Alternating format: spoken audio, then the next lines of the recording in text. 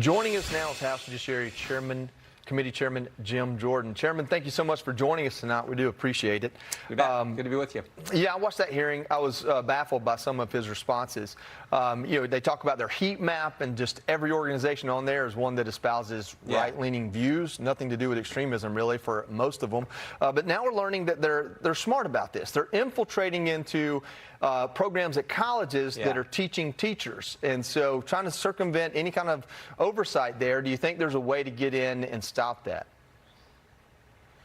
Yeah, the Justice Department's indicted him for money laundering and bank fraud, and well-deserved, because they were paying, as you said, $4 million to these, quote, field sources to run a scam. They were paying these people to foment the hate they told their donors that they were actually fighting, and it worked for them. They went from making $51 million, I think, in 1 year to the next year 130-some million. So this was what they were doing. But the real takeaway is what you're getting at, Joey, which is they became the standard. Yeah. The Biden Justice Department was having quarterly meetings with them. Lisa Monaco, the #2 person at the Justice Department, meeting every single quarter with the SPLC. They were training, helping train lawyers, assistant U.S. attorneys for the Justice Department. So they became the standard, so much so that they're now, as you pointed out, also infiltrated the schools. And it was all a scam. They became the standard when, in fact, they were out there promoting this hate and doing all the crazy things they were doing. I think it's great that Todd Blanche and the Justice Department is actually now holding them to account. Congressman, it's Joe Concha. I'm just curious, what happens next? Because so often we see where there appears to be a guilty party or entity in these situations, but then nothing happens and they continue to exist and go on to do the things they were accused of doing in the past. So the question is, what happens next? Can this organization, the SPLC, actually be disbanded in any way by the power of Congress? Well, I think just the fact that we now know that they were a scam, that they aren't the, quote, standard out there. You know, they were labeling, like, Family Research Council, Moms for Liberty, they were labeling them hate groups all the while they were out there fomenting this hate. So I think we know the facts, so I think that's going to give them less influence. And then God bless Attorney General Blanche and the work the Justice Department's doing. They're now indicting these people. I mean, they're indicting people that I think have done things wrong over the last decade, like Jim Comey, like John Bolton. I think John Brennan's coming next. And here we have the Southern Poverty Law Center. So I think Attorney General Blanche and the folks at the Justice Department are doing what needs to be done. And that's ultimately how you hold them accountable, is you indict them when they do wrong things like they did. Certainly. Well, Chairman, I want to turn to this. While the Save America Act stalls in Congress, the Trump Justice Department is warning election officials in all 50 states and D.C. they could face criminal prosecution if they knowingly allow non-citizens to remain on voter rolls or cast ballots. This comes as ICE says it arrested a non-citizen in New Jersey accused of illegally registering to vote. I was told this never happens. And casting a ballot in the 2022 election. Chairman, I was told that never, ever happens. There's just no way. A couple things here. Not only that part of it and cracking down on non-citizens on the voter rolls, but also I got to ask you about the Save America Act, or some iteration of it. We talk about it on this show every weekend. We know that John Thune says he doesn't have the votes over there in the Senate, but my colleagues and I are always wondering, is there some kind of a voter ID initiative that can pass, that we can push for if that particular Save America Act isn't plausible? And last weekend, I believe we had Senator Kennedy on, and he said that the House and the Senate weren't really even talking about what was possible. And that was very frustrating for us at the table. Is there anything that you could divulge on conversations that are or are not happening?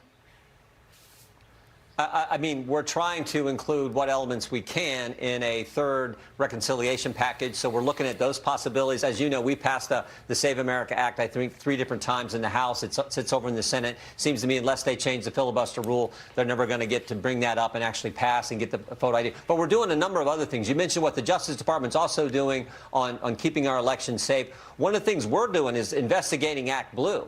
Because it sure looks like in the last election cycle, they took millions of dollars from foreign sources, which is against the law, too. So trying to make sure our elections are run the right way. So we're looking at that issue. We've actually deposed 6 different people from Act Blue. Every single one of them has taken the fifth.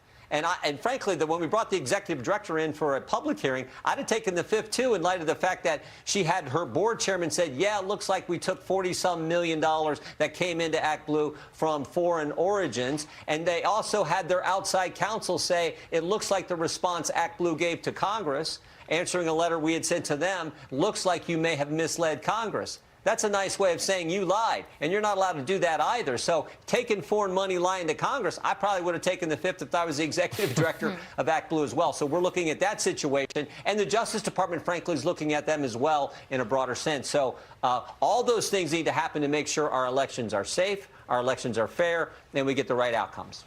Hey, Chairman, Riley Gaines here. Thanks for what you do. If we don't pass some sort of Save America Act, or as Tommy said, some iteration of it leading into the election, the 2026 midterms here, do you think this will have a negative effect on Republican voters? No, I think our voters are going to come out. I mean, I think what's going to drive our voters a lot is we've actually done what we said. In the big, beautiful bill, we said we would secure the border. We did. We said we cut taxes. We did.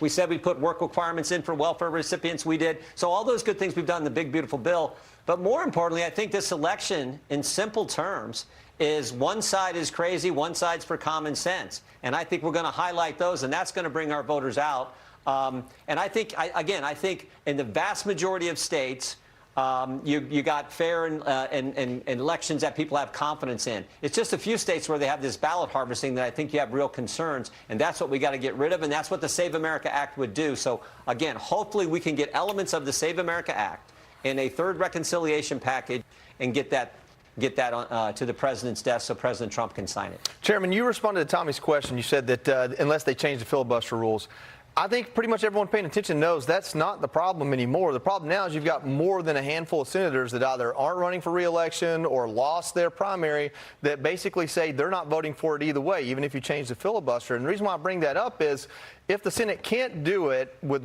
the bill that's there, it does come back to the House to pass something that you can get the Senate to pass. And it just seems like you're saying, you know, well, we'll get what we can into reconciliation, and it's not as big of a deal as some of the other things we've done to the voters. And understand that, but it is a big deal to the president and to a lot that vote for any election, much less a presidential election. Well, I do think if it's a straight up or down vote on photo ID, you could get enough Republican senators to vote for it. You just can't get to that question because of the filibuster. So your point, Joey, is there are a handful, it looks like, Republican senators who will not vote to ever get rid of the filibuster. I think we know what's going to happen. If Democrats ever get control, they're going to do it. So it seems like if that's going to happen, or if that might happen, we should probably stop it now and put in place these safeguards to make sure our elections are fair, our elections are honest, our elections are the way they're supposed to be. But short of that, I don't know how we're going to get it done. We can try to put some incentives on the reconciliation package that will push states and encourage states to do it.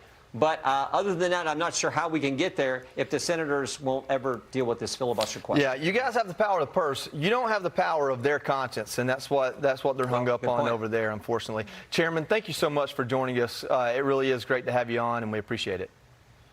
You bet, guys. Thank you. Be sure to like and subscribe for all the Fox News latest on YouTube and catch full shows streaming now on Fox One.